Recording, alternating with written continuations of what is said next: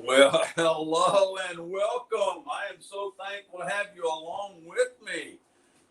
I am grateful, grateful, grateful as we continue this study in the book of Genesis. I pray that it's been a blessing to you. I'm trying to make it as much as I can a blessing, but I will say this right up front, it's a blessing to me. I have thoroughly enjoyed traveling through the book of Genesis. It's a long book, but boy, we just maybe give you this background. We just this past week took a mission team to visit the Ark and the Creation Museum, and Genesis is just absolutely so foundational to everything we believe in that it's so powerful to see this book unfold in front of us. So I hope that you're enjoying it. I certainly am. All right, let's get this thing going. Here we go. Let's see, maybe there we go. There are your 10 questions, and so get ready to answer those with me as we travel along. Take a picture, whatever. You got them? All right, here we go. Maybe. I have a little bit of trouble this morning with my clicker, which is not unlike me, but chapter 1, creation. Chapter 2, retelling of creation, emphasizing humanity. Fall of man in chapter 3, Cain kills Abel in chapter 4. Adam to Noah as far as genealogy is concerned, from the tree of the garden all the way to the big boat. Noah gets directions from God that he is supposed to build the big boat, which he does, and then, come on, clicker. There it is. Chapter 7, we get the flood, and so the big boat saves them. And chapter 8, we've got the dove. First off, the raven, then we have the dove. And then chapter flood subsides. Chapter 9, God's covenant with Noah as well as the rest of the world. Noah's descendants. Chapter 10, they begin to disperse. But a bunch of them decide to stick together, even though God told them to disperse. And so they build the Tower of Babel. God confuses the languages, and in the process, he causes them to disperse. Abram goes to Canaan in 12. Chapter 13, Abram and Lot have to separate because they got a lot of stuff. 14, Abram rescues Lot, and then he meets up with Melchizedek. 15, two covenants, not two covenants, but the two chapters that deal largely with the covenant with Abraham. God promises Canaan land to Abram. Then the insert in between, that little tragic moment where we got the birth of Ishmael that takes place because Sarai and Abram just could not wait on God. And then in chapter 17, we finally get the sealing of the covenant between Abraham and God. Notice it's Abraham now. Name gets changed as well as Sarai goes to Sarah. Abraham has 3 visitors that are coming down to inspect what's going on down there in the perversion of the plains. They find out that Sodom is as bad as it seems, and so they destroy Sodom. In the process, remember that Abraham's going to lose his wife, as well as his really the morality of his entire family. Abraham is going to call his wife his sister, and Abimelech's going to take her in and curse at all that happened there. Eventually, we get Sarah back. Birth of Isaac. This is ha ha ha ha ha. That's what Isaac means. So Isaac gets born in chapter 21. Chapter 22, Abraham is told to sacrifice his son on the altar. 23, we got the death of Sarah, Cave of Machpelah. Chapter 24, we're going to get a wife for Isaac. And so you see the 4 upside down here. Okay. Chapter 25, come on. Boy, she's slow this morning. She does not like me. There it is. Abraham dies, Jacob and Esau are born. Chapter 26, God is going to bless Isaac. Chapter 27, Jacob is going to trick Isaac, his dad, into giving him Esau's blessing. Esau is the firstborn, as you might recall. And a great rift is going to happen in the family. Because of that, Jacob is going to have to flee the camp. He is going to leave, and he's going to go to his uncle Laban's house. On the journey, he is going to have the dream in which he sees a ladder stretching into heaven, the Lord standing at the top of the ladder, the angels coming up and down on top of it, on the ladder, you might recall. And then in chapter 29, see the 9 there? That's the This is the kind of the icon that Gabriel has been using for Jacob. Remember, Jacob's the one with the stew for his brother. He's also the one that is going to trick his dad into giving him the blessing, etc., because of the food and all that kind of stuff. Mom's in on that, as you might recall. But Jacob, this is the icon for Jacob, the little chef thing. Jacob is going to get married in chapter 29. So you see the two, the outline of the ring there in the shadow, and then you got the aroma here. Okay, so chapter 29, we're going to get a wife for Jacob. Now, it's going to take a while, but we're going to get him. Hi, Mom. Good to see you. Thank you for joining me. All right, chapter 29 then. We have the two upside down, or not two upside down. I didn't even. Oh, baloney! I forgot. Don't pay attention to that. I forgot to edit that. I've been a little bit out of off my game recently. You got the two up here with the rings. Notice that there's two of them, and these two rings. That means we're going to marry two women. Anyhow, Jacob is going to serve for 7 years for Rachel. Genesis 29. Served 7 years for Rachel, and they seemed to him but a few days because of the love he had for her. That'd make a really nice Valentine's card, wouldn't it? That's pretty sweet. Some in our modern vernacular, we'd say that's kind of cheesy, but it's good, isn't it? And so he served, but that's going to create a problem between him and his first wife, because he's going to have to marry Leah first, as you know, and we're going to see that in this chapter. But there's going to be a real rift between Leah and Rachel, competition between the boys that are born to both of them. And that's going to lead to a problem with Joseph, going to be sent off. You're going to see a lot that's going to happen with regards to Jacob. Now, remember, as we open up in our text now, remember that Jacob's going to eventually have his name changed to Israel. And so don't let that confuse you as you travel through this. It's very important, actually, that you recognize that what we have happening here is the same guy who's going to become Israel is first and initially called Jacob. All right, so put all of that history together because you're going to see a lot happening. Jacob's going to have the 12 sons or the 12 tribes of Israel. We'll see that eventually. All right, Jacob went on his journey and he came to the land of the people of the east. And as he looked, he saw a well in the field, and behold, 3 flocks of sheep lying beside it. For out of that well the flocks were watered. The stone on the well's mouth was large. And when all the flocks were gathered there, the shepherd would roll the stone from the mouth of the well and water the sheep and put the stone back in its place over the mouth of the well. And so what we see here, it seems to indicate that this rock that's covering the well is so large that perhaps everybody has to kind of wait till they all get together and all the men kind of heave and hoe and try to get it off. But later we're going to see in the context that actually Jacob, it seems, is going to take it off himself. Now, maybe he employed, some of the friends that were traveling with him, if there were friends with him. I don't know. But evidently, really, the reason that they are waiting with regards to this is because it was kind of customary for them to have all of the flocks gather before they went about the watering process, okay? So, Jacob's on his journey. We saw that last time that he had to flee camp, right? Well, he's on his journey now, and he's going to meet up with some kinsmen where he has been sent, Uncle Laban's house. That would be his mother's brother. And from there, he's going to take 2 wives. But right now, we're just dealing with how he's going to figure out this, where he's at. So Jacob said to these guys, he said, "Hey, my brothers, where do you come from?" They said, "Well, we're from Haran." He said to them, "Do you know Laban, the son of Nahor?" They said, "We know him." He said to them, "Is it well with him?" So it's kind of, coming into a new community, kind of, trying to make your way around. Okay, so do you know him? And yeah, we know him. And so is everything okay with him? He's doing good? Yeah, they said he is well. And see, there's Rachel, his daughter, coming with the sheep. And so this is the divine introduction that God gives. And I say divine because I'm not sure that Jacob could have predicted that he was going to meet up at the well at the exact same time that his future wife is going to come there. And he's going to deeply love this woman, as you saw in our memory verse here. So, but anyhow, so he's talking to these folks. He says, "Hey, do you know Laban?" And yeah, we know him. That's his daughter, actually, coming down the hill there with the sheep. He said, "Behold, it is still high day. It is not time for the livestock to be gathered together." So I read that completely wrong. Jacob says, "Behold, it is still high day.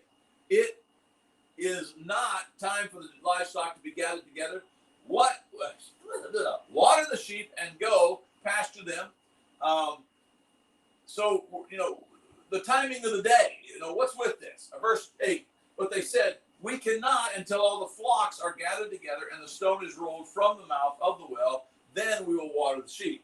And so again, you see, evidently it was kind of the tradition in the area that, we wait till everybody comes and then we'll take care of the whole watering issue, okay? Verse 9, though, we're going to see that Jacob's going to step up. While he was still speaking with them, Rachel came with her father's sheep, for she was a shepherdess. Now, is that common? I don't know. Back in the day, in that particular time, but it seems like that it was not common. And if it's not common, then whatever is taking place here, we're going to find out Rachel dropped dead gorgeous like her mother-in-law. So, whatever's taking place here is going to be one of those situations, evidently, that Jacob's uncomfortable with the fact that Rachel has to wait or whatever. And notice what happens. Now, as soon as Jacob saw Rachel, the daughter of Laban, his mother's brother, and the sheep that Laban, his mother's brother, Jacob came near, and he rolled the stone from the well's mouth and watered the flock of Laban, his mother's brother. So, is he uncomfortable that she has to be out there with these other guys? I don't know. Is he just doesn't want to make her wait? I don't know. Is it just he fell in love with her, bing, bang, boom, woo, she looks fine, and finds out that she's part of the company that I'm allowed to marry out of. Is he trying to impress her? Probably all of the above. I don't know. But he is going to do the chivalrous thing. And he is going to roll that stone away, and he is going to water the sheep. Then Jacob kissed Rachel and wept aloud. Now, don't make too much of that. He just met the girl. So I don't think that this isn't a romantic kiss as much as it's probably a kiss of greeting. He weeps aloud in the sense that he has been on a long journey. God has safely brought him here. He has seen the divine intervention of God by this woman who shows up at the well at the exact time that he needs her to. On and on you can go with that. So he's just overwhelmed with what's taking place, no doubt. And Jacob told Rachel that he was her father's kinsman and that he was Rebekah's son. And she ran and told her father. Did that happen before or after the kiss? I don't know. It might be before you approach this woman, you might want to give her a little bit of a heads up. Hey, by the way, I'm your distant cousin or whatever he would have been to her. But anyhow, we got the whole introduction is taking place here. That's, rather interesting. So before I move on to 13, I want to remind you, how it was similar with the servant that went to the same area. And he also had a divine intervention by God in choosing a wife for his master Isaac, which is Jacob's daddy. And you might recall that, that was very much God intervening here and there. And it seems like God is intervening here as well. So Laban, he's supplying a lot of good people, as far as Abraham's descendants are concerned. Verse 13, as soon as Laban heard the news about Jacob, his sister's son, he ran to meet him, embraced him, kissed him, and brought him to his house. So you can see there's a lot of hospitality that's wrapped up in these few passages. You can go all the way back to chapter, what is that, 17, 18, 19, in those areas where, I guess it was 18, where you see the hospitality of the men, the angels and God that's coming to Abraham's tent, and you see all of that, and then you go on, and I guess you could pedal all the way back to even Lot in the city of Sodom, and how he didn't want the angels to sleep out in the city square because of the perversion of homosexuality that was going on, and all that kind of thing. Hospitality is huge in the Bible, especially in the Old Testament. Well, all through the Bible, because as we know, elders in the New Testament are demanded. If you're going to be an elder, you got to be hospitable. You got to have people in your home, I think is implied by that. Verse 13. As soon as Laban heard the news about Jacob, his sister, I guess I already read that, didn't I? Jacob told Laban all these things, and Laban said to him, surely you are my bone and my flesh. And he stayed with him a month. So he's going to tell them all that took place. Now, what all does that entail? I don't know. But probably going all the way back to Esau and the fact that Esau, is out to kill him. If not that, certainly giving him the history of who he is in relationship to his mama, which would have been Laban's sister. Maybe even told him about the dream that I don't know.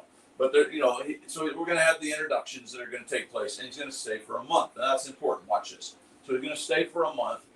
Then, verse 15. Then Laban said to Jacob, okay, it sounds like that after he's been living with him for a month now. Laban is going to say to Jacob, because you are my kinsman, you therefore serve me for nothing? Tell me, what shall your wages be? It seems to be implying in verse 15 that Jacob has done the good thing, that he stepped up, and he's been participating, and he's helping with the chores and everything that has to happen within the camp. Big application. I try to make it with all the missionary students that I teach during the summer. But if you're going to stay with somebody, it's important for you to put forth of an effort to help around the house, etc. Somebody's paying your bills, taking you in. You need to step up and be mature. To the young people, 17, 18, 19, still living at mom's house and all that kind of, step up, be responsible, and do what you need to do in order to make sure that you show appreciation towards those who are hosting you and taking you into their home, etc. All right, now he says here, tell me what I want to pay you. You shouldn't be working around the place just because you are. I want to pay you for this. Now Laban had two daughters. The name of the older was Leah, and the name of the younger was Rachel. And I don't know whether this came as a surprise to Laban or not, the deal that Jacob wants to strike up, but it is rather interesting. It says in verse 17, Leah's eyes were weak.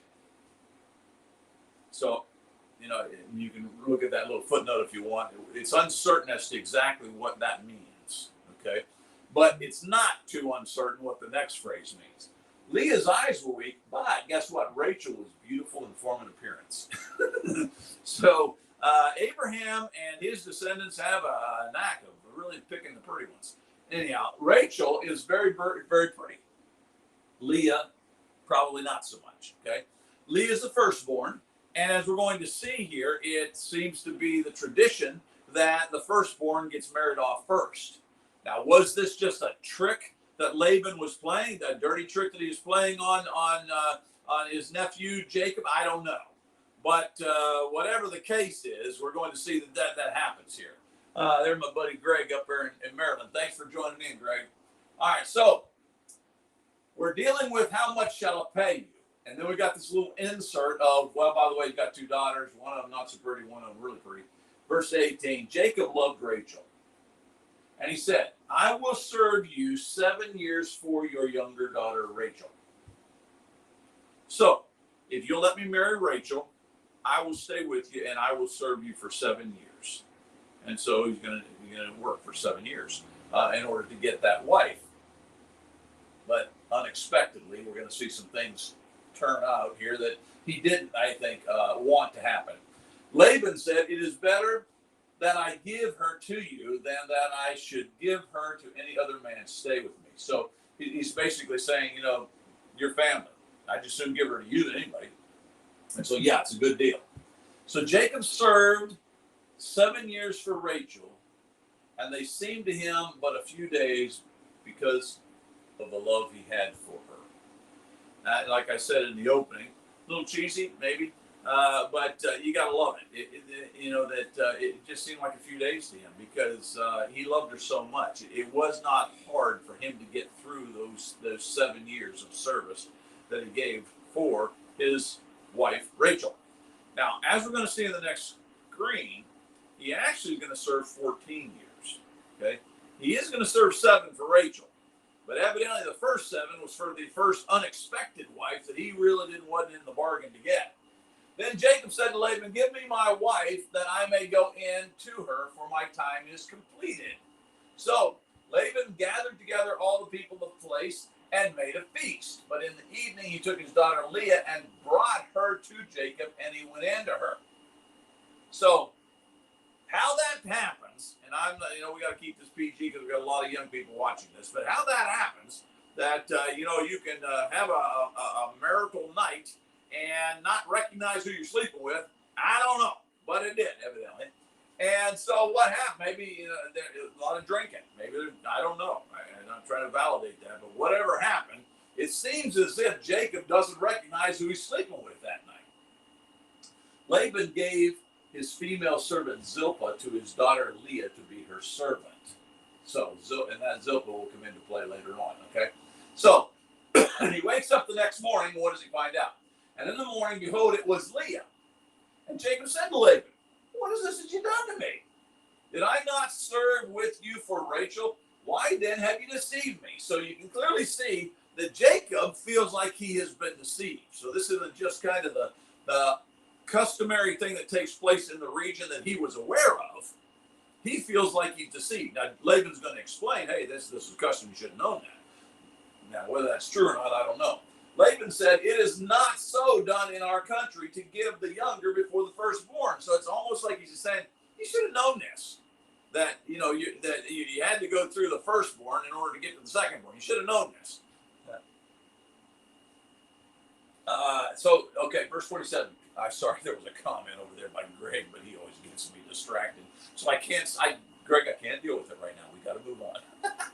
All right, complete the week of this one, and we will give you the other also in return for serving me another 7 years. Now, again, it sounds like Laban's pulling a fast one. He's going for 14 years when he really should only have 7.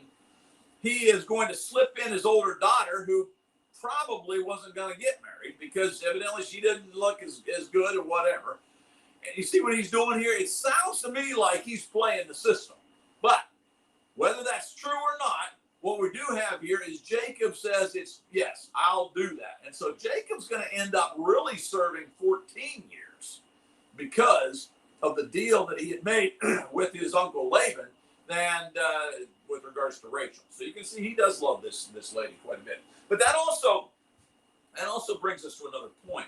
When we recognize that we've got 14 years since he's been back home, okay, a lot of time is passing by here as we're getting this capsulization that's taking place here of time.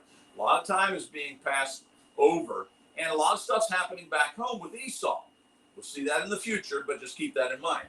Okay, complete this week. Jacob said Jacob did so. So he completed the week with his first wife, which is Leah. Then Laban gave him his daughter Rachel to be his wife. Now Laban also is going to give a female servant Bilhah to his daughter Rachel to be her servant. Bilhah is going to play into the process as well later on. This goes all the way back to Abraham. Abraham is the father of the faithful. Don't get me wrong, but Abraham had a lot of problems. Okay, one of the beauties of Scripture is that he shows us the whole picture. He doesn't just make his heroes of Scripture look like they don't have any faults. Abraham had a lot of faults, and he passes that all the way down through his grandchildren here. So Jacob went into Rachel also, and he loved Rachel more than Leah. That needs to be paid attention to because I kind of come up here in a minute. And he served Laban for another 7 years. But when the Lord saw that Leah was hated, I don't know if this is the case in this particular word, but we know that in the Scriptures, in the New Testament, when Jesus says you must hate your father and mother, he's talking about you need to love them less than you love me, okay? Perhaps that's the same concept here. I don't know that she was actually hated, although she might have been. But I think that it's probably more of maybe he's just, every time I look at her, I think I was deceived. I didn't want to marry her in the first place. Maybe it's been more of that kind of a thing. Well, because of that, the Lord is going to open her womb, but Rachel was barren. So Leah is going to be able to have children first. Leah conceived and bore a son and called his name Reuben. For she said, because the Lord has looked upon my affliction, for now my husband will love me. So she is hoping that by having his firstborn, that Jacob will look upon her with favor. Oops, come back there. She conceived again, bore another son, and said, because the Lord has heard that I am hated, he has given me this son also, and called his name Simeon. Does that mean that she continues not to be favored by Jacob? Probably. But Simeon, the secondborn. Again, she conceived and bore another son and said, now this time my husband will be attached to me because I have borne him 3 sons. Therefore, his name is called Levi. Very important, one of the tribes. But notice that she evidently continues to not be favored, continues to be, the second choice, all of those kind of things. Levi is going to be born. From the tribe of Levi, we're going to get the priests in the future, remember? Okay. And she conceived again and bore a son and said, this time I will praise the Lord. Therefore she called his name Judah. And Judah is the kingly tribe. Then she ceased bearing. So we got 4 children that are going to be born. Bop, bop, bop, and bop. Bop, bop, bop, and yeah, bop. So you got 4 children. And Rachel still didn't have any. And so this is going to become a problem. We'll pick up with that part of the story next time in chapter 20 or chapter 30. Okay. All right, there are your questions that we tried to cover. Seemed like I was pretty rattled this morning. I don't know if I did it or not, but if I didn't, look up the passages on your own. You got them? All right, don't forget, do the doodle. Chapter 20. Man, it's not 28. This is 29, Sonny Giles. What's wrong with you? You can clearly see that's a 2 and that's a 9. I can't believe you. Anyhow, there's your do the doodle. I thought that was a pretty good clue, Gabriel. Thank you for drawing that. Let's do prayer time. What do you say? You with me?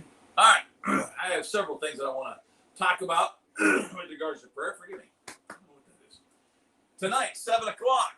I know, Greg, up there in Maryland, you got to be in bed because he works crazy late hours. But if any of your family wants to join me at 7 o'clock tonight, my time, I guess that'd be 8 o'clock your time, we will tonight, God willing, get back to our Zoom church experience. I missed it last week because we were on the road with the mission team, and we were going to try, but we were traveling at that particular point, didn't have a signal, couldn't do it.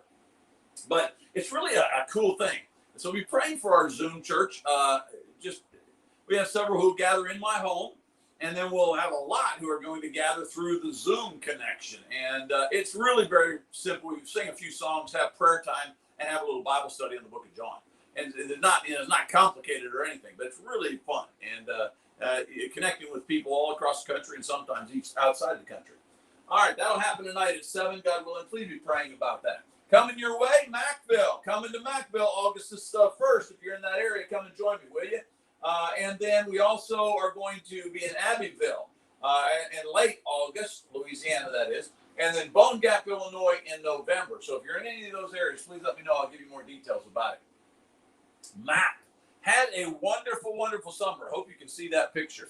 That is one of the times, and we had several, but that's one of the times we gathered in the motel room and had a devotional, sang songs, and talked about scripture. And the theme for the spiritual road trip had to do with heaven, what it would be like when we get to heaven. I wrote a little book. We passed out reading assignments throughout the day.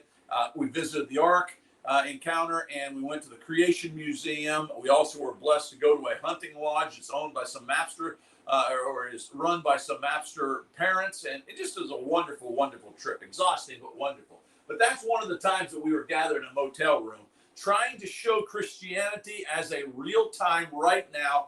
Doesn't have to be stale and dry, prepackaged inside a building with a steeple on top for you to be a Christian, and trying to train missionaries for America there. You'll pick up on this from our time with regards to the Bible class. But the reason I've got that there is that's one of the pictures that Gabriel drew. 2 weeks ago, the MAP team, the Missionaries for America program team, was in Memphis, Tennessee. While there for a week, doing service projects and reach out to homeless people, Bible classes, all those kind of things. What's his name? Gabriel. Gabriel was the MAP intern this summer. He exhausted himself, one of the best we've ever had. I'm so very thankful for my youngest son. But he did a phenomenal job. But while in Memphis, a lady was asked to participate in some of the classes that they had. And she is a drama teacher. And she teaches plays and skits and things of that nature. Well, at her congregation this coming week, she's having a rather unique kind of a VBS that centers on drama, art, and music. Well, she picked up on how Gabriel is just crazy good with art and said to him, would you come and teach an art class for us each day? So this coming week, Gabriel will be in Memphis, Tennessee as a part of a kind of a VBS, artsy kind of a VBS, and teaching on prophecy. And he will be using his art skills to help these young people learn about prophecy, etc. All right, that was a long ramble. The reason I'm telling you that is please pray for Gabriel, that he'll be able to get his lessons together, he'll be able to do well, and be able to shine with the talents that God has given him. If you have prayer requests, go ahead and put them on there, and folks will be able to see them. And those who don't, because the recording is put up later, I will be praying for whatever your prayer request is. Time for Lord's Day Live. I am so grateful that so many of you join me. Get myself lubricated there. And now we'll move on into our topic. We are dealing, during Lord's Day Live this quarter for the School of Biblical Studies, we are dealing with the climactic chapters of the book of Revelation. Here you see them. The churches are talked about in the first 3 chapters. Then the bulk of the material has to do with the discipline that God puts upon the planet. Then there are the endings, and that's where we're dealing with right now. And then the beginnings. And so, God willing, on the last class of this particular quarter, we will be in chapter 22, and we will have wrapped up this wonderful, wonderful study in the book of Revelation. And I'm thankful for you journeying with me. What happens after we get all of these done is that my little wife, who works overtime, literally, very few nights that she doesn't come to bed way past midnight, but as she works overtime with this stuff, she's putting up these things so that we will have them in a series. Eventually, I will have, God willing, the entire Revelation series that will be available, and you can watch them from front to end. There's a lot of material that's being covered. We've gone over a year in dealing with this particular marvelous book. By way of review, you might recall last time as we closed out chapter 19, we dealt with the beast and we dealt with the false prophet. And remember that the Lord is going to be leading the armies of heaven out and against the characters that are opposed to him. And the beast and the false prophet are going to be captured. And then we saw last time in verse 20 that those two, the beast and the false prophet, were thrown alive into the lake of fire that burns with sulfur. Eventually, we're going to get the great dragon himself thrown into that same pit, but the same lake of fire. But for the moment, he's not there, and we'll see how that plays out here in just a second with regards to 1,000 years, etc. The rest were slain. All right, this is the part of the passage that we have just completed. Here is the new material. So when you go into chapter 20 and verse 1, then it says, then after that, so we got the beast of the false prophet have been put into the eternal lake of fire. They're gone. After that, it says, then I saw an angel coming down from heaven, holding in his hand the key to the bottomless pit.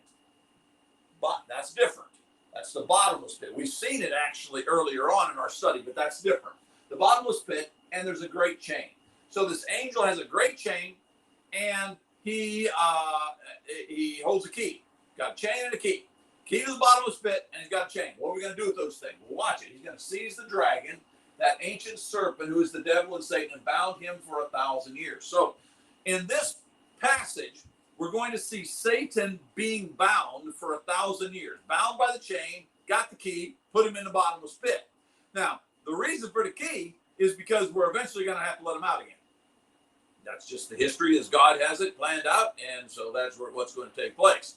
But for now, let's just put him aside in the sense that we're going to bind him with the chain, throw him in the bottomless pit, and that's where he's going to be. Now, it's important that we recognize how this happens, or how conclusive this binding is, because when we see that, we begin to recognize why so many people believe in a millennium. Now, I'm not sure that the millennium is going to be a literal 1,000 years, but my confidence has grown by exponentially that there will be a coming millennium. And that's gained me a lot of criticism. A lot of folks who have walked away from Old Sonny Childs because of the premillennial views that I have gained. But I need you to understand, I don't come to this because I necessarily want to come to these conclusions. I come to this because I am convinced this is what the Bible teaches. And as I hope you've known, those of you who've been sticking with me over these last several years that we've been doing this live stuff, I want to do what the book says. I really don't care what particular congregation says, or what the politically correct position in Northeast Arkansas is as far as the Church of Christ is concerned. That's not really high on my agenda. thing that's high on my agenda is, what's the book say? I want to be right with God. And so knowing that, then, I want you to see how this passage plays out, because I think it's very defining with regards to the 1,000 years and what does that actually mean.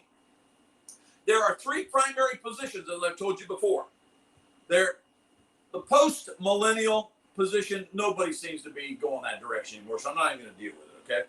But there is the premillennial, and there is what they call the amillennial, which I believe is a divisive term and shouldn't be used. I'm going to call them the present millennial. Premillennialists believe that there is yet to come a millennium in which Jesus will set up a kingdom here on the planet and things will be really, really good. That's premillennialism. Amillennial or present millennial, which is the amillennial, present millennialists, they believe that we are presently living in the 1,000-year reign. Now you say, hold on, how can that be? Well, they believe that, number one, the 1,000 years is symbolic. And so even though it's been almost 2,000 years since Jesus came, it's symbolic. And number two, they believe that the church age is the actual millennium, that Jesus is reigning in his church, and that's how we have Jesus reigning on the earth, in his church, okay? Now, I no longer hold that position, but I don't want to be mean-spirited either, okay? But that is the position that many have. So there are really those two positions, that there is yet a millennium to come, or we are presently living in the millennium. Now, how does that tie into our passage? Well, you'll see in this passage, and this is one of the big ones that really swayed my position with regards to whether it's to come or it is something we're presently living in, okay? Watch this. So, he's going to take the ancient serpent, which is Satan. I'm going to bind him for 1,000 years. Now, before I leave the ancient serpent and then go to the 1,000 years thing, I want to define the ancient serpent for you. I believe that the ancient serpent, the reason it says ancient is because it's referring to the serpent all the way back in Genesis chapter 3. You're familiar with that story, but he's crafty more than any other beast. Satan is going to use that serpent. The woman said to the serpent, may we eat of the fruit of the garden of the tree. The temptation is going to take place. Notice what the serpent's going to say here, because it's so apropos for our applications today. But the serpent said to the woman, you will not surely die. For God knows that when you eat of it, your eyes will be open and you'll be like God, knowing good from evil. Satan is the master of using half-truths. God said when you eat of it, you'll surely die. Satan says, you're not going to die. It was a half-truth. When God said the day you eat of it, you'll surely die, he meant you will die in that death means separation. You will be separated from me. They went on to live for many years after that, and so Satan wasn't completely wrong when he said, you'll not surely die, because they didn't physically die immediately upon eating of it, okay? But he also makes this point, and we're seeing the modern liberal do the same thing. The reason God's telling you not to eat it is because he doesn't want you to be like him. And so what you need to do is resist God, because you want to be like him. You want to have all power. Humanism, that's when we become a god to ourselves. That has been around all the way since the garden, okay? So I'm convinced, let's go back to our passage. I'm convinced that when he talks about the ancient serpent, that he's actually referring to Genesis chapter 3. He's talking about Satan in the garden. All right, now, moving on. So, got this ancient serpent, who's the devil, Satan, bound him for 1,000 years. So it's not hard to, so whoever the serpent is he's talking about in chapter 20, it's definitely the devil. It's Satan, okay? He's going to bind him for 1,000 years, and then this is really important.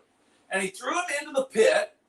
That's that bottomless pit we recognized earlier, okay? But watch this, because it just shows you how conclusive this is. He's going to shut the pit.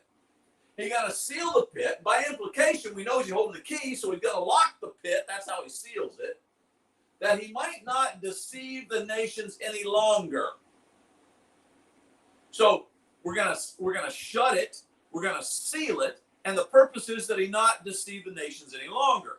If we are presently living in the millennium, that the church age is the millennium, I have to ask you, how then is Satan truly shut and sealed? I just don't see that. Largely because of what Peter will say about the church age when he says, be sober-minded, be watchful, your adversary, the devil, he's not shut up, he's not sealed, he's prowling around like a roaring lion. He's actually out there seeking someone to devour. Resist him, firm in your faith, knowing that some kind of suffering experienced by your brotherhood, that's the church, throughout the world. It's not just a local situation. He is seeking and prowling all around the world, dealing with the church. So if we're talking about the church age being the millennium, and the millennium is the 1,000 years that Satan is out of the way. A lot of folks in the present millennial world, they like to say that, well, Satan isn't gone. He's just limited in what he's doing. Well, if that's the case, it sounds to me that Peter was mistaken, because it sounds to me like he's prowling around. He got plenty of power to go seeking after people. I don't see him being bound by a chain. I don't see him being placed in a pit. So I really, really struggle with those who would make the church age into the millennial period. Continue on. The reason that he is shut up and sealed is so that he'll not deceive the nations any longer. Are you seriously telling me that Satan, present tense, does not have the power to deceive? That just doesn't make any sense at all, especially when you let the Bible interpret the Bible. And so this is largely the reason that I gave up on the present millennial viewpoint with regards to the millennium. And I believe that we are yet to have a millennial experience, but I'm not done. So you're going to shut him up, you're going to seal him in, and the reason is so they won't deceive the nations any longer until the 1,000 years were ended. After that, he's going to be released for a little while. And so this period of being shut up and sealed and no longer deceiving the nations, it happens the entire millennial period. If that is the entire church age, then one would think that he wouldn't be free enough to prowl and seek and do all of that, which makes it common throughout the entire world. He'd be limited in a great way. And I'm just not seeing that limitation play out in the present situation. When does this being released for a little while play out in the church age? I suspect the present millennialists would say that, well, that's what takes place right at the end. And I show me that in Scripture, that right at the end, after we have had the church age, that Jesus comes back, and according to what I understand from the present millennial position, Jesus comes back, bang, bang, boom, it's all over. And we go immediately into the judgment scenario. There's no separation between the two judgments. The great white throne judgment is for everybody, according to the present millennial situation. Well, if that's true, then where's this little period of time where Satan is released and goes to war against God's people? It's I really am struggling to fully appreciate my previous position on this, given specifically this passage. So I give you my little yellow application screen. If the millennium is the church age, what do we do with these instructions, which are be mindful, be watchful, because the devil's prowling around, he's seeking. It seems like that instead Peter would say, listen, the devil's been limited, he's been put down, been thrown into the pit, and you don't really need to worry about him. In fact, Peter could have said, now if you're tempted, you got a problem. It's not of the devil. It's of something else. He could have said, but that's not what he says. He specifically talks about the devil being the one who's free to prowl and free to seek during the church age. Then I saw thrones, and seated on them were those whom the authority to judge was committed. I'm not sure who these folks are. I tend to believe that they are the righteous, the saints, etc., because that's the only way they're going to get to heaven. But we've had a lot of folks who've had a lot of thrones throughout, and so we've got the 24 elders who got thrones, etc. Maybe that's who. I don't know who's specifically, and by the way, scholars don't seem to know either. But if you keep it in context, it sounds like it's the folks who are reigning with Christ. So let me just read it all, and then we'll come back and pick it apart. Then I saw the throne, seated on them were those who had the authority to judge. Also, I saw the souls of those who had been beheaded for the testimony of Jesus, for the word of God, and those who had not worshipped the beast and its image, and had not received the mark on their foreheads or their hands. They came to life and reigned with Christ for 1,000 years. They reigned. Sounds to me like these are the folks who are doing the judging. Okay? Those faithful martyrs who are going to reign with Christ for 1,000 years. If the millennium is the church age, when did the dead raise and when did they reign with Christ? You ever think about that one? If the millennial period, present millennials, if the millennial period is the church age, at what point do we find that we have the folks who are raised and reigning with Christ for 1,000 years? Remember, the folks who are reigning, it seems, are the ones, and they're the ones who came to life. So there's a resurrection period that takes place prior to the millennium.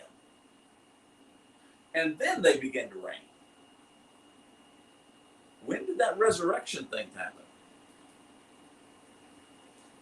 Moving on. Blessed, let's see if I take that off. So these are the folks who did not receive the mark. The rest of the dead did not come to life until the 1,000 years were ended. We'll deal with that, the second death here in just a moment. This is the first resurrection. So here's the first death, then the first resurrection. Blessed and holy is the one who shares in the first resurrection. Over such, the second death has no power. The first death is a separation from the body. It means when we die. Okay, we keel over and you no longer have a heartbeat. You don't have a brain waves. You're dead. Okay, that's the first death. The second death is when you're separated from God, and that's going to be hell. And I'm not using that as a derogatory term. I'm saying that will be hell. And so the second death is when we are separated, and that's going to take place after the great white throne judgment. And those individuals will be placed in a place of eternal torment, and that is the second death. Now remember, according to the Greek, death does not mean end. It means separation. Okay. Now in that process, something can end, obviously, relationship, those kind of things. But death here does not mean a conclusion of existence. I don't believe it means a conclusion of existence here either. I've got some very good friends who believe that hell is temporary, or they wouldn't use the word temporary. They would say it's final, that you lose your existence in hell. I don't think that scriptures teach that. Scriptures seem to teach that hell will go on forever and ever. It's an eternal place, and that in that place you will eternally be separated from God. It's the ultimate punishment for the ultimate sin of trampling underfoot the precious blood of Jesus Christ. Okay, and that's what will happen to those who have done that. No, don't do that yet. All right, so let's see if we come back here. I got your questions over here. I'm not sure I got a big head out of the way in time for you to be able to see all the questions. But if you're a part of the School of Biblical Studies, that's what we will be sending to you on Friday. Okay, really powerful passage here in chapter 20. And I hope that you go back and that you'll review some of the reasons that I am convinced that we are to yet have a millennial period. If that's the case, that a millennial period is yet to come, and we recognize that those of us who are faithful will get to reign with Christ, it makes it so precious for you and I to prepare. Please remember our family as we continue to struggle somewhat. We've had a few who've had to back off, cut their contributions back because of some various things that are taking place, some of which I'm sure has to do with the Biden economy. And so if you will, continue to remember us as we struggle somewhat to pay the bills. It's been a tough summer. A lot of things, extra good things that are happening, but we've had to put some stuff on the credit card, and you just don't do that. But we did, because the only way for us to host some of these kids and go on the trips with them, etc. So if you'd be mindful of us, and I'm not big into begging for money, but if you'd be mindful of our ministry, it would mean the world to me. Lord's Supper Fellowship.